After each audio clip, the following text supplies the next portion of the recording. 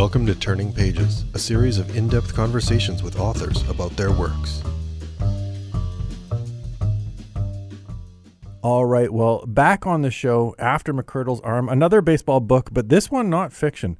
Field work. Andrew Forbes joins me on the program. Welcome to the show. Thank you, Michael. Nice to talk to you again. My pleasure to have you back on. I want to start again with the acknowledgments because you talk about a postcard collection called Curious Second Careers and an artist named Emily Mancini, and that the seeds of this book are those postcards. Did you seek out these postcards or did you stumble upon them? No, I have a friend who kind of knows my sensibility, a friend since high school, sent me one of them, a guy named Ted Wilkes, who, I hadn't heard of. You probably haven't heard of. He was not, he was a pitcher, I think. But anyway, he worked at a power plant at one point, and so I got the postcard that says Ted Wilkes worked in a power plant. I don't even know where my friend found it. I mean, she goes to some cool places. She probably found it somewhere very cool. But anyway, she knew it would vibe with my sensibilities, I guess, and she sent it to me. And that was the only one I'd seen, but it put this thing into my head, like, wait a second, why would a guy work in a power plant if he's a big league ball player? And so that planted a seed that took years and years to germinate, but it did. Is that, because this is an essay collection, and I'm very curious about, obviously these are assembled in some part because it's around labor, but do you write individual pieces and then start to kind of sift through them to pull together different threads and link them? Or are you writing purposely with these are the different topics I want to talk about, or these are the, figures in baseball that I want to write about, and then I'm going to, this grand unified theory of writing? So this one, there's a second kind of genesis point for this book, which is the story of a ball player named Hub Pruitt. Shucks was his nickname because he didn't swear, so they called him Shucks. And his story I came across in another baseball. There's a researcher and frequent biographer, a guy named Steve Steinberg, who wrote a biography of Urban Shocker, who was a pitcher in the 10s and 20s and was in fact a member of that 27 Yankees powerhouse team. And I was curious about Shocker because I'd read at some point that he had spent a few years pitching for Ottawa in the Canadian League. And I knew that meant he'd also been through this town here where I live, Peterborough, because Peterborough had a team for a couple of years. Anyway, great biography. I think it's just called Urban Shocker. But in that, Steinberg mentions offhandedly that at one point when Shocker is pitching for the St. Louis Browns, that he had a teammate with a very interesting story. And it wasn't even the most interesting part of the story as I did more digging. But the story that Steinberg relates is that Pruitt was told by a scout. Pruitt had been a student at the University of Missouri. He'd been told by this scout, if you want to play pro ball, come to St. Louis. The scout worked for the Cardinals. When Hub finally shows up, the Cardinals are on the road, but the Cardinals at that point shared a ballpark with the Browns. So there was somebody from the Browns on hand who said, well, if you're good enough for the Cardinals, you're probably good enough for us. And that's how Hub Pruitt's career began. Anyway, the more I dug, the more I began to realize that Hub Pruitt used baseball not because he had a dream of being a big league ball player, but because he was pretty good at it and can use it effectively as a summer job to put money away to pursue his real interest. It just so happened that in doing that summer job, he proved very, very good at something not many people could do, which was striking out Babe Ruth. That story got very interesting to me, and I wrote a kind of a proto essay because, I find in my writing life that there are things that start kicking around inside of my head that I can't, they won't stop rattling until I write them down and try to work out my thoughts about them. And that was one of those. And I showed it to my editor, Andrew Faulkner, who's edited both of my previous collections of baseball writing. And he's like, yeah, there's something there, but wait to see if it develops. And then I think at that point, that seed that had been planted earlier with Emily Mancini's postcards and players working second jobs outside of baseball, I think that one began to grow. And I think that it entwined at that point with Hub Pruitt's story. And then from that point on, through discussions with my editor, it became a very conscious project of writing toward this idea of the relationship between baseball and labor.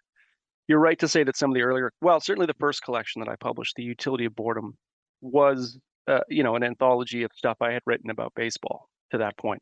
The second one was more The Utility, The Only Way is the Steady Way, was focused on the idea of Ichiro and what he'd meant to me as his career progressed and I grew up.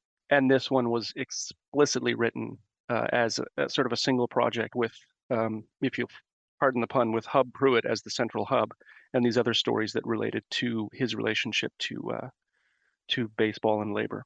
In true, what I would think Andrew Forbes fashion, you choose a guy who is the inverse of a lot of other ball players, where they would work a winter job because they weren't getting paid enough in their primary pursuit, and you choose the guy who this was the secondary pursuit.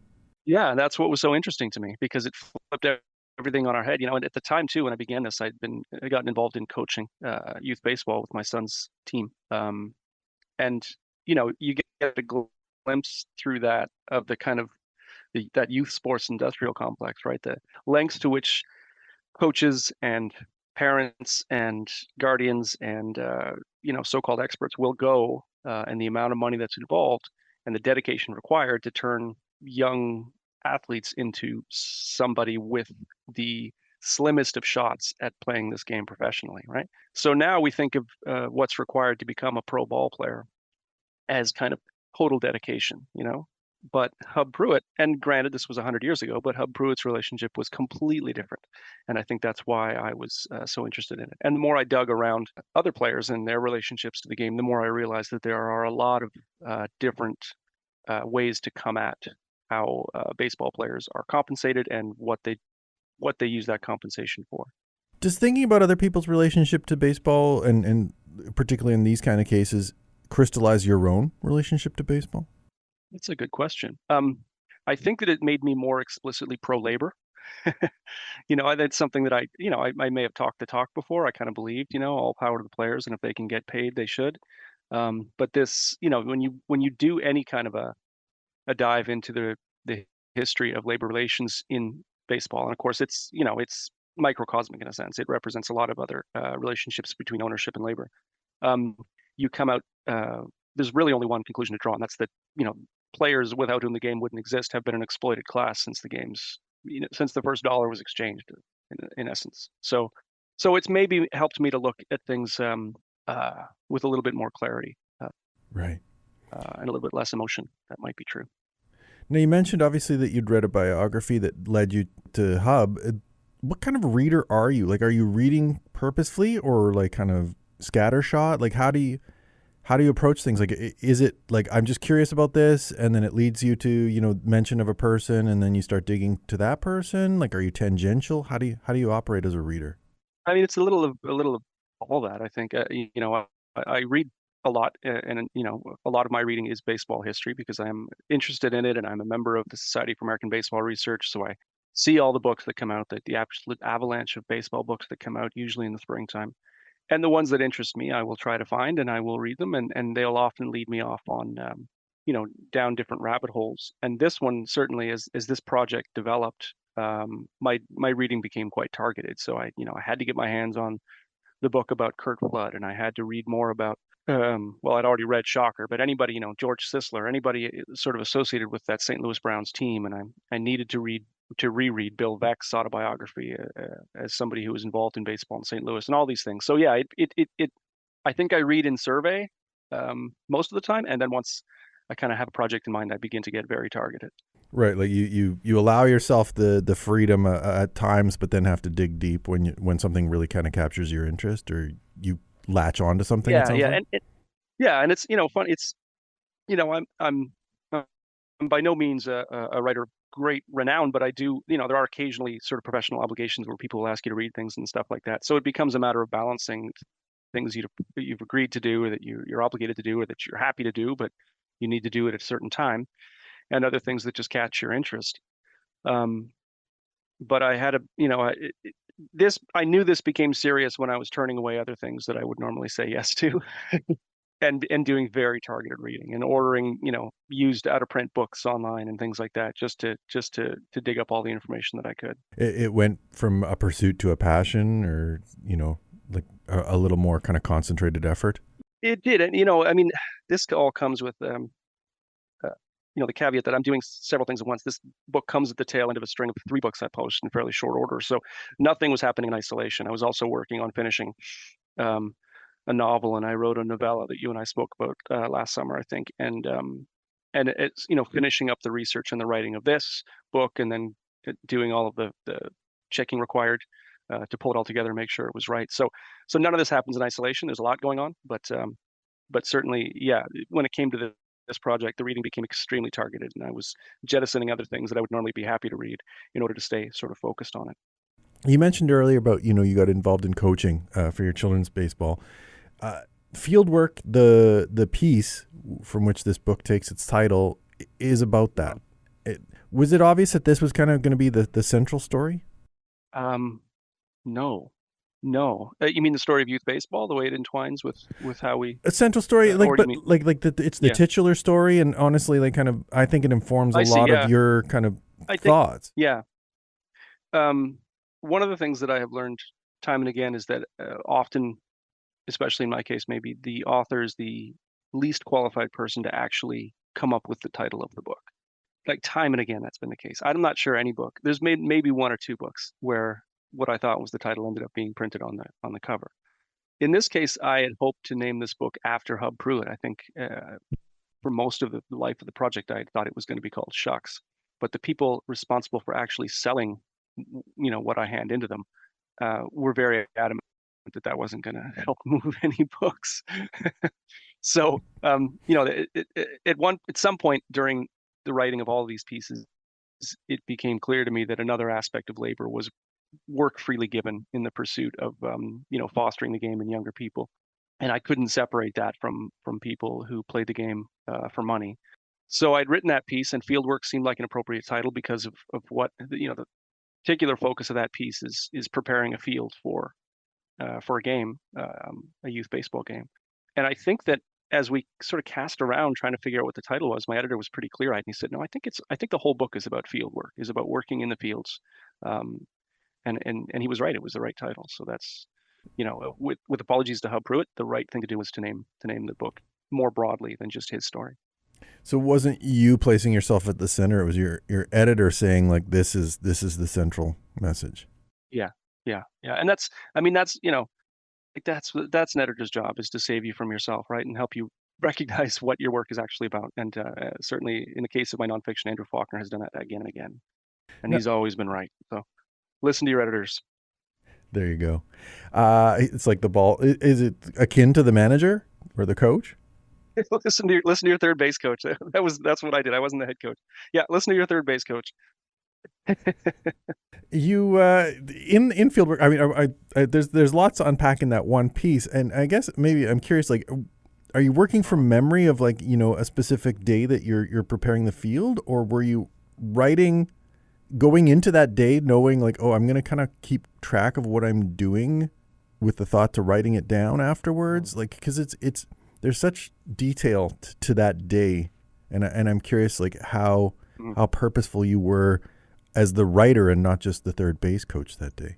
That's a good question. So that, I would say 90% of that, the scenes in that essay are taken from one game. And I didn't have in mind going into that game that I would be writing about it. But I think as a writer, I have a good friend and mentor named Rick Taylor, who says, one of the peculiar aspects of being a writer is that you're living your life twice, once in the moment and once, kind of recording it. And so you can go back and parse it later. So I had this recording, in a sense, in my head, and shortly thereafter, after that game, which I think was in May, was probably just about a year ago now, coming up on. Shortly after that game, I thought, well, there was enough scene there, and we did enough work that seemed noteworthy to me and connected to the book that I was writing, that I set out to record as much detail as I could, and where I may have forgotten one or two small things, I probably borrowed from other memories, because it's a normal thing. You have to, as youth baseball coaches, you're also responsible, along with, volunteer parents and other people involved with the league. You're responsible for making sure the field's in good shape before the visiting team shows up. So, yeah. So to answer your question, that happened. That I didn't sort of stage it in my head as something that I was going to write about going into that evening, but afterward, it seemed to me worth writing about, so I did, and recorded as much detail as I could remember.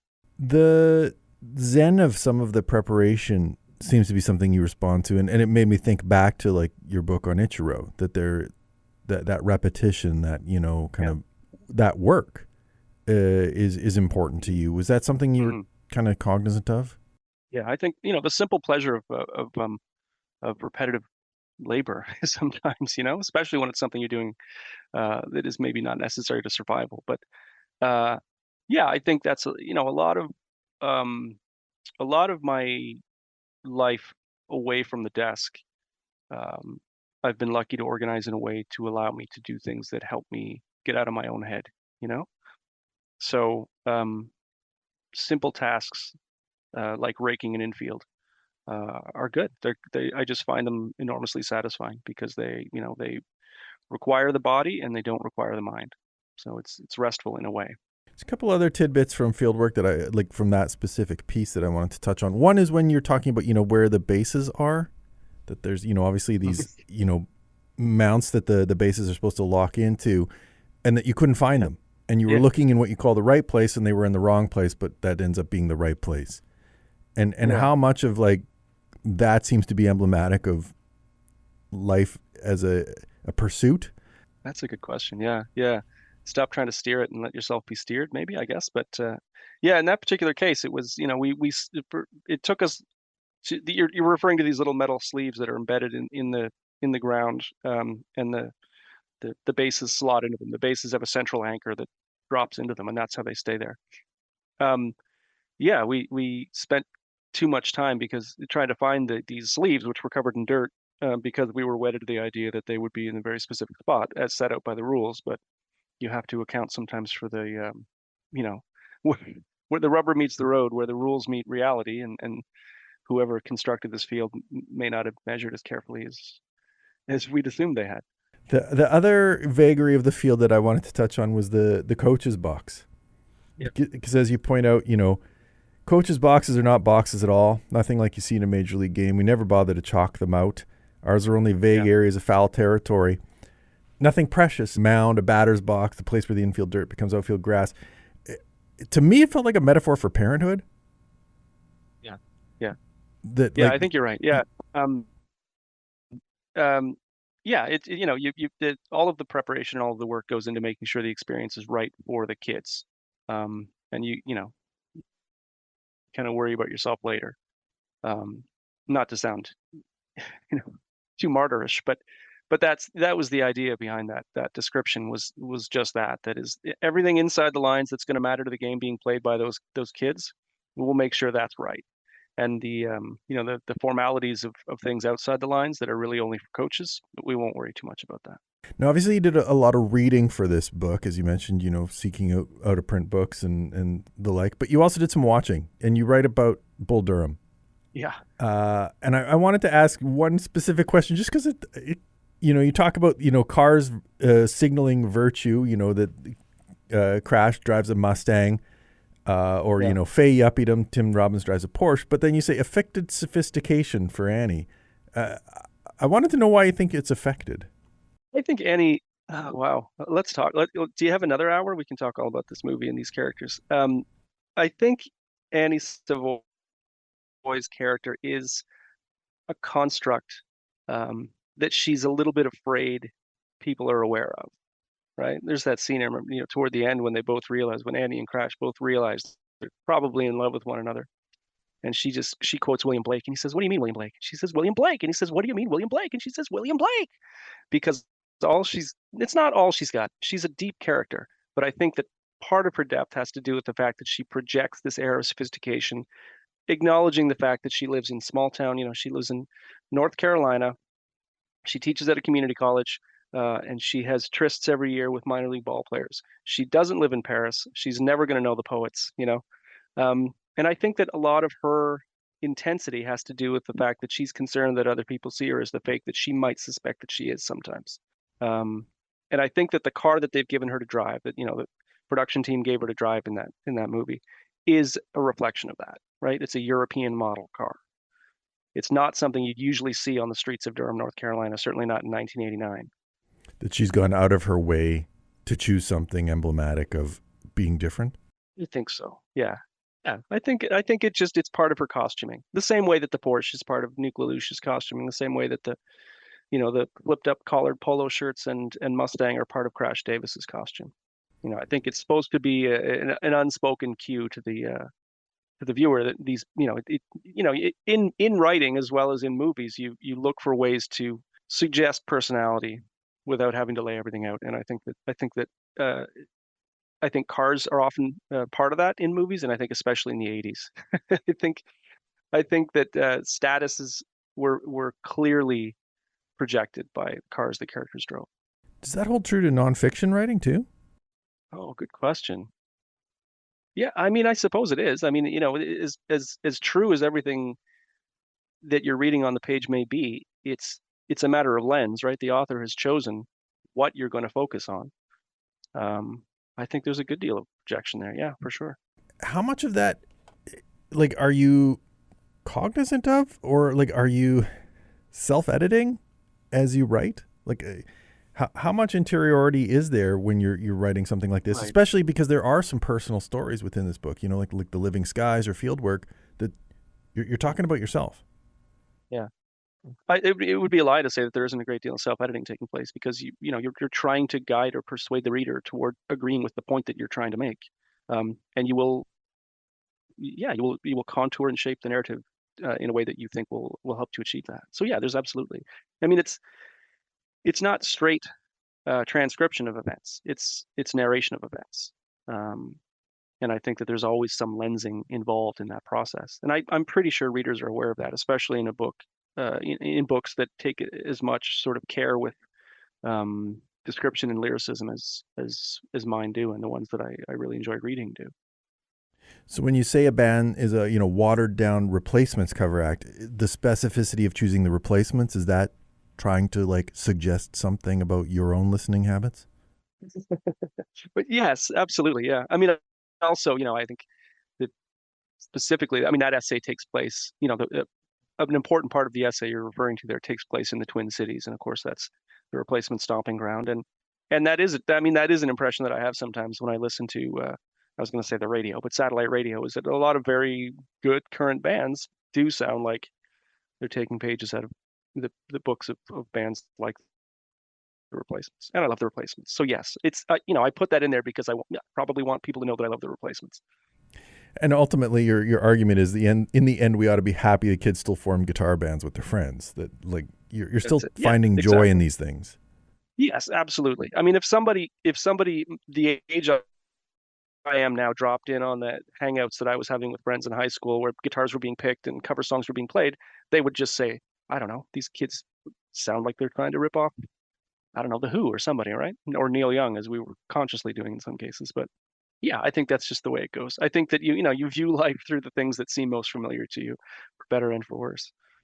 And finding things to embrace seems to be kind of ultimately kind of one of the things, because as much as you paint, a dark history of, exploitation and a historical inequity in terms of labor, you're still trying to find joy in the game. Yeah. Yes. I'm trying to transmit my joy in the game, because I don't have trouble finding joy in the game, right? It's always there for me. That's why I keep coming back to it, even after I tell myself I'm done with it, in terms of writing.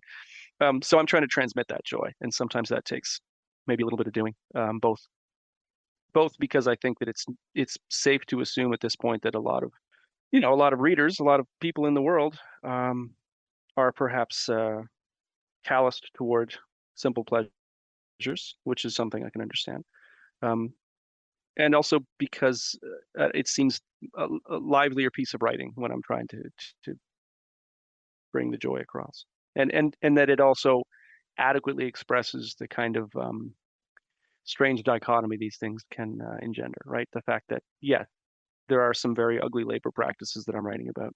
There are people with some terrible experiences, but all in service of playing this game that I find among the world's sort of chief aesthetic pleasures, as far as I'm concerned. One name that we haven't mentioned that I do want to talk about is Assem. When did you discover him, and what led you, down his rabbit hole? Sorry, can you repeat the question? I didn't hear the name. You popped out when you read the name. Oh, Sam Nahem? Yes. Sorry. Yeah, no, what led you to him, and how did you go down that rabbit hole? My editor dug him up. And then I came across him subsequently in a book. I'm going to forget the author's name, unfortunately. He writes for The Nation frequently about sports and labor. I'm sorry, I forget the name. Anyway, yeah, so Andrew Faulkner had come across. I'm not sure where he came across Sam Naham's name, but he flipped the name to me, and there was already a biography on the Society for American Baseball Research's biography project page, and he was fascinating. So I did some more digging, and he seemed to dovetail with things I was already writing about, which is undoubtedly why Andrew suggested him to me in the first place. He knew that if he he just had to kind of toss the breadcrumb toward me and I'd follow. So I have Andrew to thank for that. Is it Dave Zirin? Dave Zirin also writes, but no, this is a pair of books by a pair of authors. Why am I blanking? Peter Dreher? And Robert Elias. Yes. Yeah, exactly. Okay. Yeah, Robert Elias. Yeah. So they have Baseball Rebels, the Players People. There's a pair of books they have. And he's, and I can't remember which of the two, but Sam Nahum is featured in one of them. And he's a fascinating character. Fascinating. And seemed to touch on so many of the things that I was concerned with as I was writing the book. And sometimes, especially nowadays, sometimes when you're trying to enjoy baseball as a bit of escapism, you may find yourself trying to consciously ignore what you suspect the politics of the players on the field might be, especially in 2025. Yeah, I'll be honest. I've struggled with that, seeing the Dodgers go visit the White House. Exactly. Prime example, right? Even Mookie Betts and and this same organization, we could spin off in another conversation. The same organization that tomorrow is going to celebrate their link to Jackie Robinson after the current American regime tried to remove Jackie Robinson from history, at least as spelled out on their Department of Defense web pages.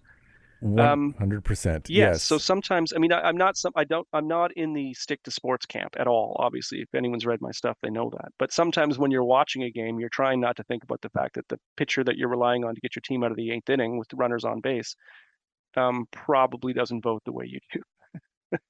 Anyway, but Sam Nahum is a corrective to that. And there are other examples. There are other people I could name more recently, like your Sean Doolittles of the world. But a genuine progressive figure who had a fascinating life, did Sam Nahum, and whose story was bound up in a lot of the kind of overriding themes of the 20th century and of labor and of activism and things like that. So he was.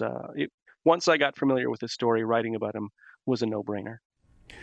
Well, in part, I particularly was drawn to the Sam Nahum piece because your closing statement about baseball and activism are hard slogs, dealing failure far more commonly than they dole out triumph, but both at heart endeavors rooted in hope. And that was something I took away from this book. I'm glad to hear you say that, because that's it, right? So much of the appeal for baseball has always, for me, been the fact that it teaches that repeated failure does not have to be predictive. That failure is simply part of the deal, but it should not prevent you from even routine failure. Even failing, as the cliche goes, even failing 7 times out of 10 does not stop people from being the best baseball players around. So that there is a stubbornness and a pigheadedness required to uncover hope even in dark times, perhaps like the ones we're living through right now, and that baseball seems to counsel that you continue to hold on to hope, because good things are possible. The book is Fieldwork on Baseball and Making a Living, out now through Assembly Press. Andrew, thanks very much for joining me on the program to discuss it. Thank you very much, Michael. I enjoyed the conversation.